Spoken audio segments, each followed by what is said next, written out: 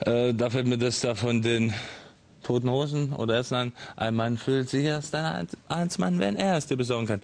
Und das ist für viele halt der Geschlechtsakt an sich. Aber dass eine Frau, dass das davor, bis eigentlich es zum Einführen kommt, dass da die Frau manchmal so in meinen Fällen schon manchmal keine Ahnung wie oft gekommen ist, allein durch Küssen, durch Oral und sonst irgendwas. Und der eigentliche Geschlechtsakt ist so ein kleiner Teil in dem Sexspiel. Und ja, und das vergessen die wenigsten Männer. Für die ist der Pam, Pam, Pam und dann alles gut.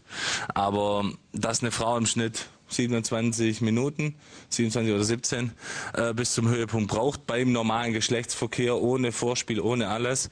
Klar, ist ein Durchschnittswert. Aber, und manche Männer kommen einfach zu früh und die können es ihrer Frau eigentlich einfach nie durch den Geschlechtsverkehr vielleicht besorgen. Und deswegen ist da ganz wichtig, sich mit dem weiblichen Körper zu beschäftigen. Nacken, Ohr, Brustwarze, innere Schenkel. Wie gehe ich vor? Bowlinggriff. Also Bowlinggriff ist halt eben, ja, ich gehe jetzt nicht so ins Detail, aber du weißt, wie man eine Bowlingkugel hält. Und ja, es ist halt ein Stück weit, ist da ein Daumen halt noch draußen und die anderen zwei sind drin und dann bist du halt am G-Punkt.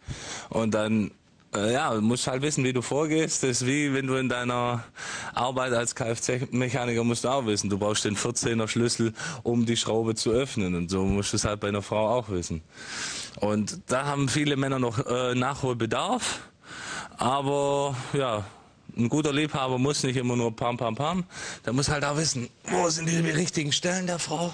Die sind bei jeder auch nochmal anders, aber so im Großen und Ganzen sind es immer die gleichen. Und von dem her habe ich jetzt dann noch mal ein bisschen was erzählt. Also bei deiner nächsten Freundin, du weißt, mit 30 lernt man nie aus. Ich wusste auch nicht immer schon alles. Aber vielleicht machst du es ja dann da vielleicht auch ein bisschen besser. Und wenn sexuell alles passt, musst du auch nicht fremd gehen. Und das ist dann das Gesamtpaket, okay? Also, ich gehe essen. Bis später.